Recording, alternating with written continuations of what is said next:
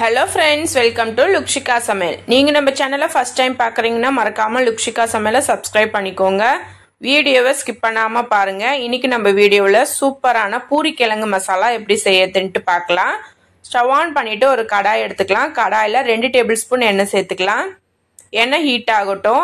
1/2 டீஸ்பூனுக்கு கடுகு சேர்த்துக்கலாம். கடுகு பொரிஞ்சு வரட்டும்.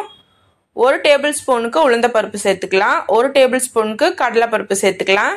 எல்லாமே நல்லா பொரிஞ்சதும் 3 கிராம்பு சேர்த்துக்கலாம். ஒரு சின்ன துண்டு பட்டை சேர்த்துக்கலாம். 1/2 டீஸ்பூனுக்கு சோம்பு சேர்த்துக்கலாம். எல்லாமே நல்லா பொரிஞ்சு வரட்டும். ஒரு வாட்டி நல்லா கலந்து விட்டுக்கலாம்.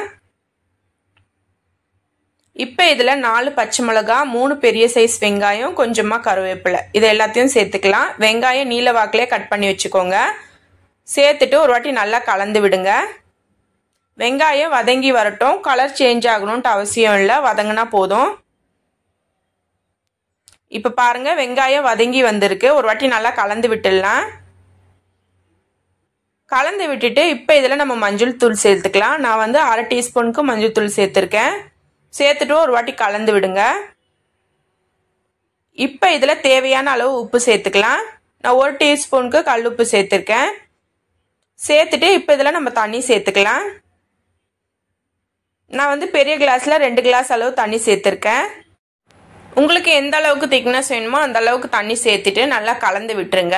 நல்லா கலந்து விட்டுட்டு ஸ்டவ் ஹை ஃப்ளேம்லேயே இருக்கட்டும். நல்லா கொதி வரட்டும்.